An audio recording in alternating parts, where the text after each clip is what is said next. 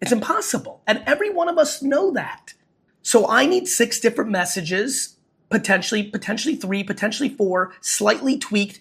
And this should make everyone feel comfortable. It's all one message at the top, right? It's like, this is a delicious coffee and I think it's a good price. But how I communicate that in actual execution must be different. Our industry, Fortune 500 marketing, has taken on brand and consistency literally. We took it literally. And what that has done is it has forced us to make creative messaging that is vanilla, that is trying to be everything to everyone, which has led it to mean nothing to no one. It is being distributed in platforms that no longer have the mass attention of the consumer.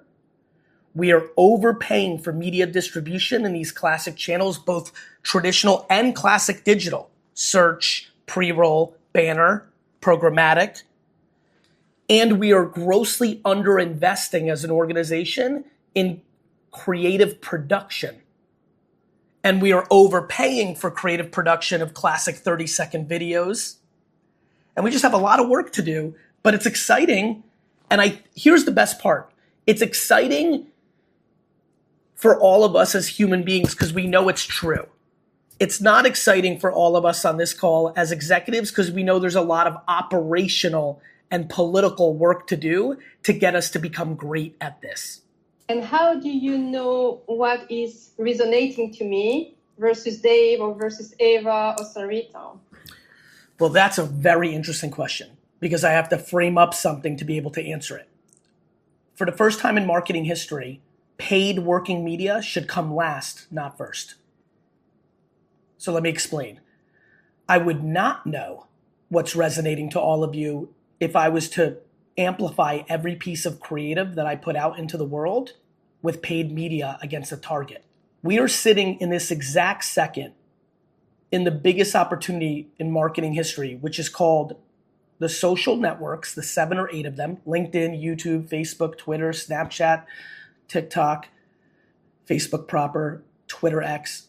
They all are now running on an interest graph AI algorithm for the news feed. So that's a lot of words. I'm going to break it down. I grew up and got famous by investing in these companies. You can see on my screen, Facebook, Twitter, Tumblr. Those are stocks that I bought in 2007. So that worked for me.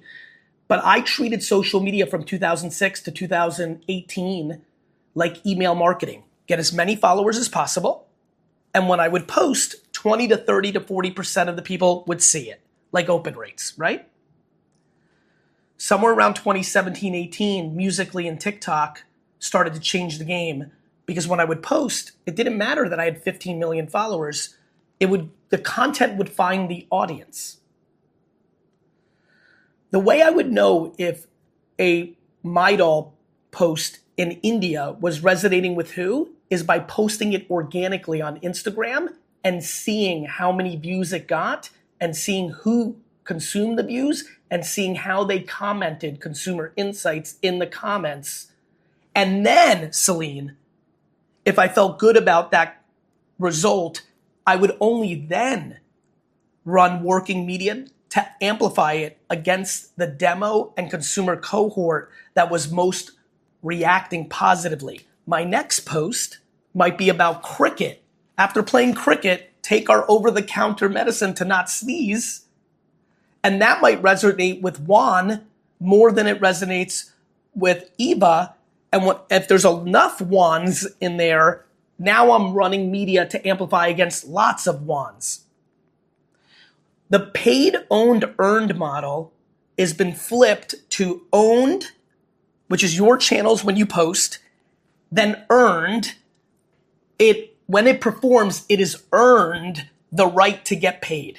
I'm going to say something humbly, respectfully, but without any hedge. This great iconic company is throwing 90% of its working media dollars globally directly in the trash. And it is because we are guessing up front of what to spend our working media dollars on what creative, on the basis of 3 to 4 human beings' subjective opinion or very antiquated creative testing guessing, focus groups, old technologies. And we must face this truth because it is how we can outflank our 4 to 5 direct competitors. Listen, I will say this, and I think this will help. I know it's a lot, and I know it's the other side. Literally, I am asking the organization to completely flip what they do. And that requires a whole different mindset, a whole different process, agency partner structure. For example, let me just say one thing that should help save a lot of money. We can no longer pay creative agencies just to come up with ideas. They must be in production. I had a company-wide meeting with my 2,500 employees 2 years ago, and I said, we are no longer a creative and media agency. We are a production agency that happens to do creative strategy and media. I have creative directors from Wieden & Kennedy, Anomaly, Droga 5, who literally are accustomed to just coming in and pontificating a random idea and a slogan, who are now making creative with their hands and technology every single day on our clients' behalf. But I want to say something. In 2000, if this meeting was with the 100,000 plus employees of the Yellow Pages, which was the directory of how you found businesses in America for 50 years, I would be saying, listen, we're in trouble. These search engines are a problem, right? We must adjust. Maybe we should launch our own search engine. Today, if I was at Google search doing a call like this, I would be saying, hey team, we're in big trouble. I mean, I wish I could see the whole audience right now. Maybe actually you can all do this even though I can't see it. Please raise your hand and do this in the back screen. Juan, Eva, Sarita, David, appease me, Celine. Raise your hand if you now use ChatGPT or some other AI bot to look up stuff instead of Google, whereas 2 years ago you would have went to Google for that, but now you go to an AI bot. Raise your hand. That is a big deal and will completely destroy the Google AdWords business. In fact, if you're a brand manager, I don't know who's watching right now around the world, if search is a substantial part of your spend or your conversion, you're in trouble. And I can tell you right now, this second, today, we at Baye Inc. globally are grossly overpaying for our Google AdWords, grossly. And because less demand will be there, the cost of the AdWords is about to explode because everyone's going to be fighting for that little bit. And all of a sudden, sneezing is going to cost $18 instead of $4 to even get one lead. And so I know that this may sound challenging, but I actually believe, and this has been my argument, for big companies like yourselves, putting pressure on your media agencies to buy better media and putting pressure on your creative agencies to no longer think in television first and no longer think in ideas first, think in ideas plus production first for social. And then, Celine, the way it works for us is when creative validates with the consumer, not the boardroom, in social, then we go into, do we want to turn that into a campaign through the consumer insights of it being successful? Or do we want to spend media dollars on it for performance? So this will make a lot of sense for every marketer. I am talking about the mid-funnel. Organic social media is the mid-funnel. When it performs, which is very low risk in the scheme of things, organically, you can take it up to the other funnel and make it your brand campaign and positioning.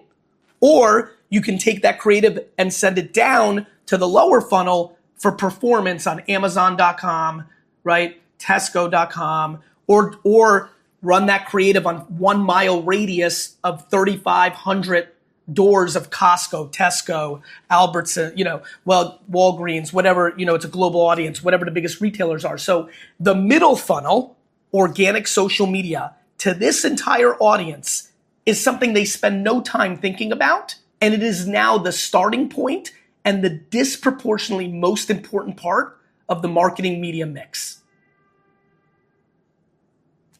And it's super measurable. As some people on this call know, very early, thank God, because it doesn't always happen, very early we had a remarkably viral post for Midol in the US. And how does that show up? With no media dollars, the Amazon rank shows very strong clarity that there's enormous amounts of sales behind that single organic social post. really helps the most cynical or the most practical people on this phone call start to wrap their head around why that medium matters. Very good. Let's go to Eva because she has a question for you on content production and content creation. Please. Hi, Gary. One thing that you said very interestingly is you can no longer be a creative agency. You now need to be able to create, produce, right? So it's like you now need to be like a full stop. That's right. Company. I would, Ava, sorry to interrupt, but just so, because I just want to pinpoint it, I believe that there is no logic anymore to have a creative AOR and a separate production company. These are my competitors, and I meet with them because I'm a funny guy. I don't think somebody else winning takes from me. I've been meeting with agency and production owners for 18 months, telling them that if you don't create the creative division production company, you're out of business. And I'm telling the creative agencies, if you do not create the production integration, you're out of business. And so, yes, I am saying that any company that is only production or only creative and strategy is fundamentally dead man walking unless they adjust. Fully agree, because we're already seeing this in APAC. So, right? And what to take it a step further, what we're also seeing here is, especially with social, the agencies are not only just creating, producing, but they're also serving.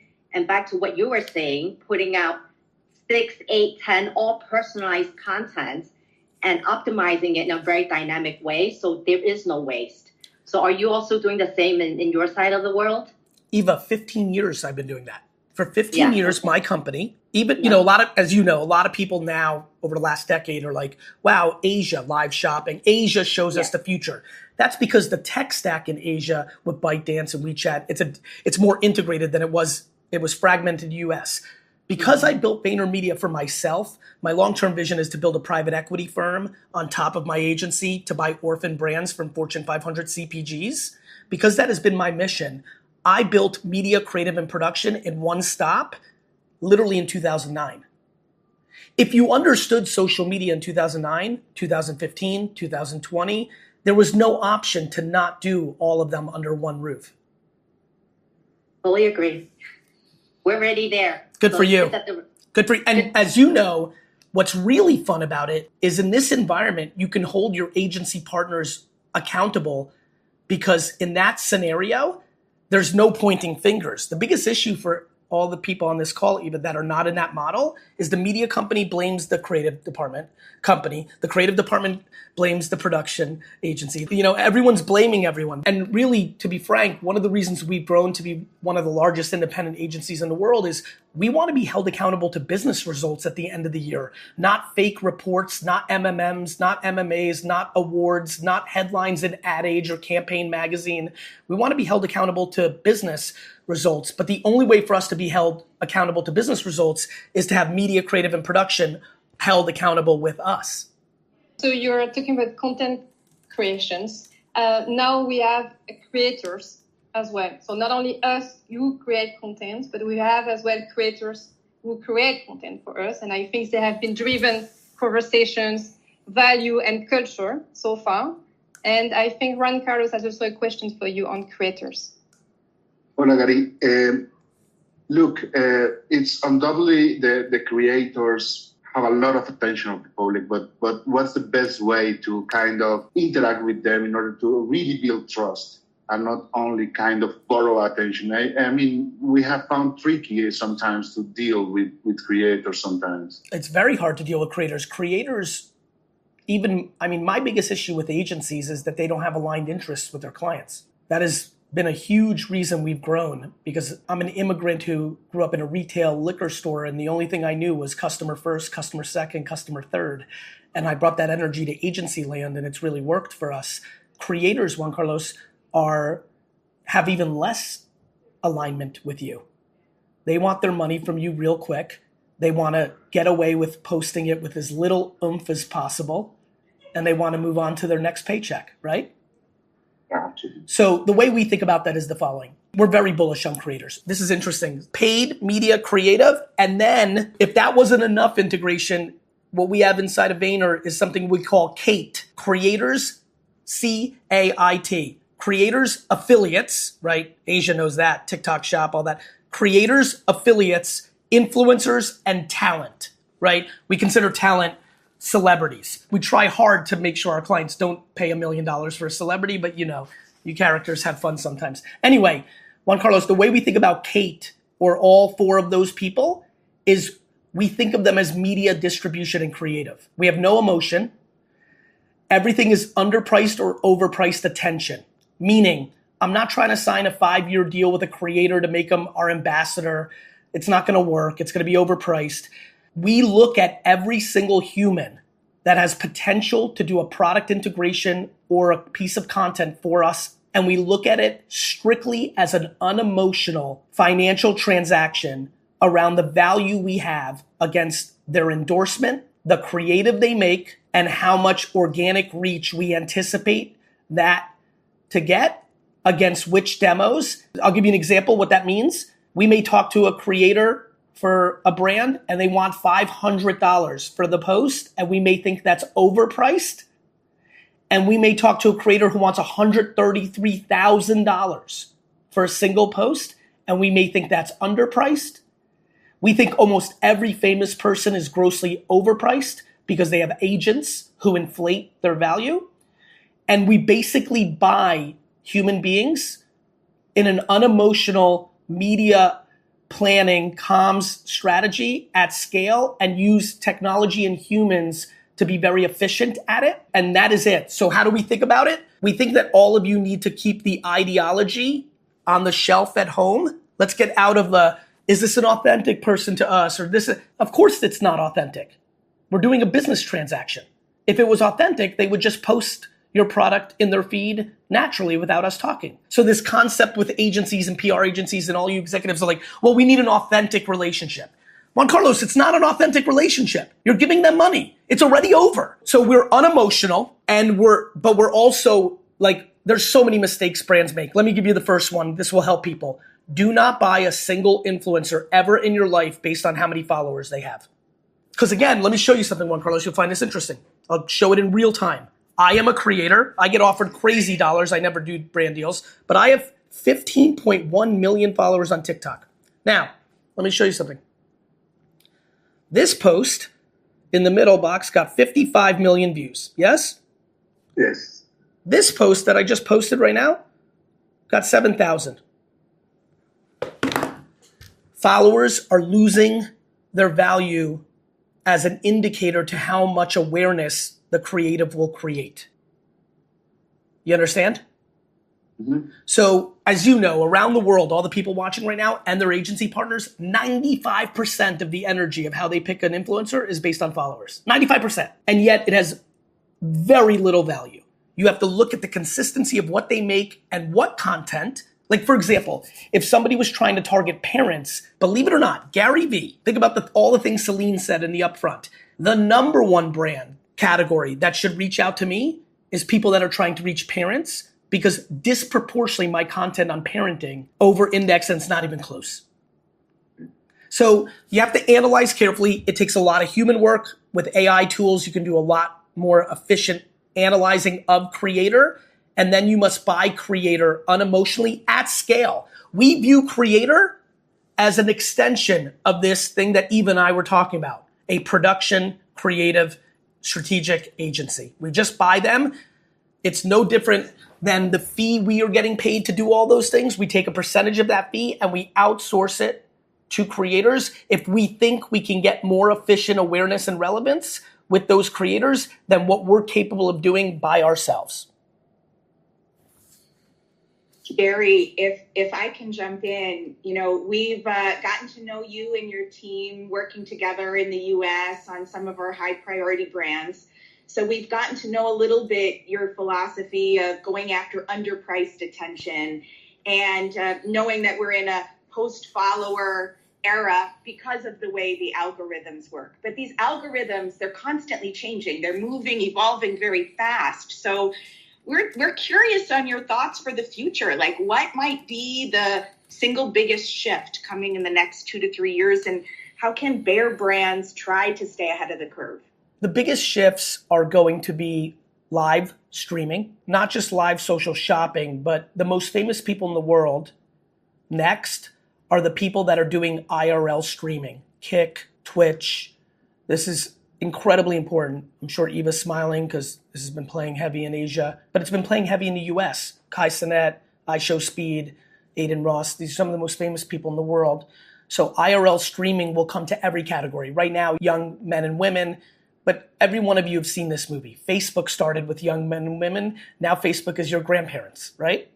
So IRL streaming is something we need to think about. What does that look like? We start doing product placement, like 1950s television of our products in kitchens of people that have lots of audiences, right? So that's something. I have a real left field one. This is very left field. I'm curious to see who's affected by this. I have a very strong hypothesis that collecting as a cultural genre is something every CPG should be getting into. What I mean by that is trading cards, watches, sneakers, comic books. If you look at the history of consumer packaged goods, look at cereal as a category, little toys inside, right? You look at Pepsi, you even look at suntan lotion, other things. Almost every execution of a collectible being added to the CPG has been successful in acquiring short-term sales and consideration of new audiences and long-term value. It was pretty much the tried and true model of 1950s and 60s CPG marketing. It has completely gone away. Meanwhile, I'm sure it's not lost on anybody who's watching, trading cards, cryptocurrencies, Labubu, Pop Mart. This is very real. And so I know this may sound wild, but like if you're asking me 3 years from now, do I believe one of the better executions somewhere globally is taking one of our OTC products and creating a jumbo pack that comes with a comic book or a collectible toy or a trading card or a sticker or a coin. So I think collectibles as, I call it collectibles as marketing. Similarly, I believe in fashion as marketing, doing collaborations with hoodies and hats, because what we're trying to do is get more cultural relevance for our brands because we're commoditized. We can be private labeled out, right? We know this. So it's cultural relevance. And then finally, we just talked about influencers. I mean, the rise of AI influencers is going to be remarkable, right? These are influencers that are not human beings. And I believe that Baye should start developing their own, meaning that Baye Inc. is in the intellectual property business. That you will start building out characters like your Disney, but these will be real human beings, not cartoon-like characters, and they will be your spokespeople. It's a progressive leap from what Progressive does with Flow or Jake from State Farm. They lock those humans into long-term deals. I think Fortune 500 companies are going to start creating AI influencers and executing that. Jay, I think you have a question for Gary. Gary, you touched upon this a little bit on live shopping and influencers and selling live streaming. I think live shopping has picked up quite a bit in Asia. I mean, it's been there for a while. They sell everything from cat foods to cars. It's amazing how they do that. But also a lot of AI influencers actually also doing that in China. But that online kind of shopping, live shopping hasn't really picked up in Europe or in US. What's your perspective on, is it cultural or is it just how the market is? And what do you advise the brands in Europe and US, for example? Should they wait? Should they be leading that part, or that boat has sailed? Because things have changed. I think it's crazy to be a marketer and not pay attention to what's happening in Asia. Like, this has already happened. And by the way, good news for US and Europe, and we're starting to see the early signs in LATAM. It's happening. It's not the scale. I mean, in China, it's 38% of all e-commerce business. Do you know how insane that is? China is not Sweden. It's a humongous market. But in the US, it's growing very quickly. TikTok Shop is growing very quickly. For context, Jay, you may see all these little toys behind me. This is VFriends. These are trading cards. This is my Pokemon and Marvel that I'm building. We're doing $50,000 to $100,000 a night on live streaming. I am very good at marketing, paid media, creative. Prior to live shopping, if we did $5,000 a week with best practice social, best practice performance, driving to our website, we were doing a good job. $5,000 a week, $50,000 a night.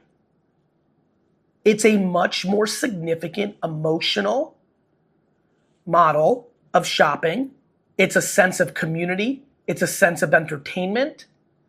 There's a reason that the the QVCs and all these things have done well for so long. It is now here, and my recommendation for everyone around the world is to immediately do it. The problem is, Jay, and you know this, and this is what Eve and I were talking about, the agencies have not caught up around the rest of the world. And so one of the reasons everyone struggled with social the last decade is the Publicis and the WPPs and the Omnicoms weren't good at it. And so a lot of brands took it in-house. So it became an efficiency play. The problem is all brands are bad at it too. So it was an efficient play, not an effective play. So Jay, I think whether internally or externally, putting actual effort to find real partners, entrepreneurs, agencies, internal talent, whatever is required. Asia's Asia. They know what they're doing. VaynerMedia, my company, is tripling year over year because we're the option for big brands here. We're getting copied by the nanosecond. Every new agency is building like we built. Every big holding company is trying to figure out how to reconfigure into it. So in 3 years, Europe and Asia are doing this. But to your point, Jay, and I assume the purpose of this call is like, hey, let's not wait. Let's leapfrog our competitors. That requires a more entrepreneurial spirit and a little bit more pushing against the political machine that we are because we're a corporation. And look, you're in a very challenging spot. You guys, I think this is right. Correct me if I'm wrong, anybody. You guys just did a whole creative review, global review, and awarded your creative business globally to a couple of holding companies. That's a problem because those characters don't do this stuff. And a lot of money is getting sucked up in that model. So I'm empathetic to that. That's real life. That's corporate. That's real life. I'm not going to cry about that. I'm going to tell all of you with whatever little money you have left, you need to be very entrepreneurial about this. So what do you recommend to use our money left? On everything we're talking about. What I know about the global holding company creative agencies is they're not going to dominate in social. You need to figure that out first and foremost. Organic social, the middle funnel, organic social production is the business. So luckily in the US, we've got a microscope. And so that's giving the example for the US team to see it. And I think that should be replicated around the world, whether with us or somebody else or yourselves internally. You need to have a data point for everyone to see it, because I can promise you, and Sarita's probably gone through this, we have our number one saying internally. Number one, our most religious internal saying. Once they see it, they can't unsee it. And so once you are affected by mid-funnel, proper execution, organic social at scale, once you're affected by it, you struggle to sit in meetings with the old way.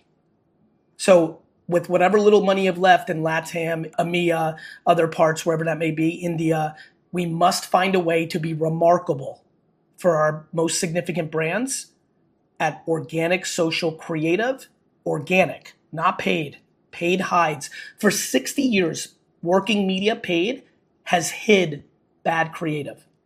What I talked about early in this was now working media should be used to amplify good creative.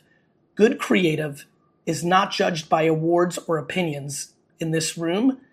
Good creative is judged by getting organic reach because it's built on relevance and the consumer actually likes it. And we have a question. I will also move now to some questions from our audience.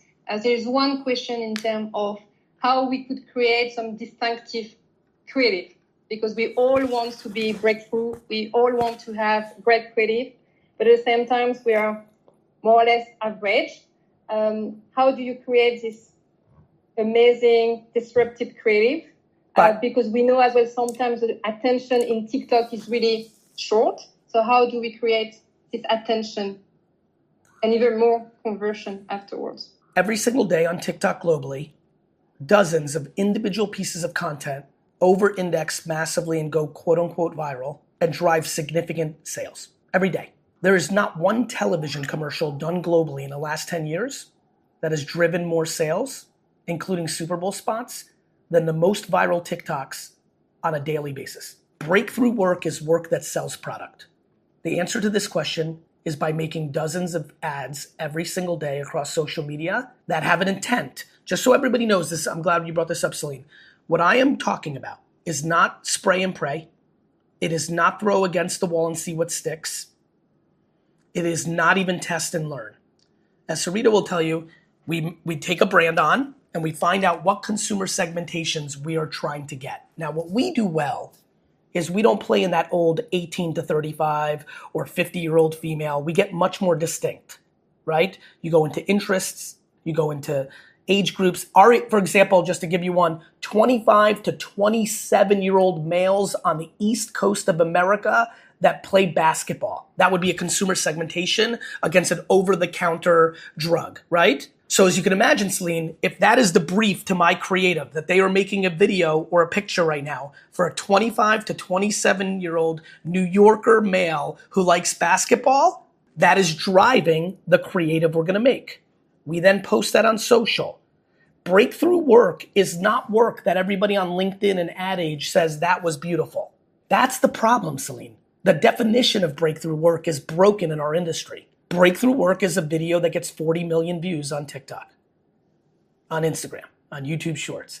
And so how do you do that? You have many different consumer segmentations that are very narrow, which then forces the creative production team to make very poignant creative that has teeth to it. And then you post it, and then you analyze it quantitatively and qualitatively. Some of the best work we've ever done, breakthrough work, is because we put out 4 different pieces of creative that did not do well, but we read every comment on those posts to get the consumer insights that led to the 5th piece of creative that took in the consumer insights from social into account, which then created the breakthrough work. Yeah, so maybe I'll share for the audience, not to make this too much of a commercial, but just to share for the audience what we've been doing a little bit in the US. So we're working with Gary's team on Miralax, on Claritin, and on One A Day. And we take the culture, we take the strategy of the brands, and that feeds into this micro segmentation that Gary's talking about, the cohorts. And then the creative is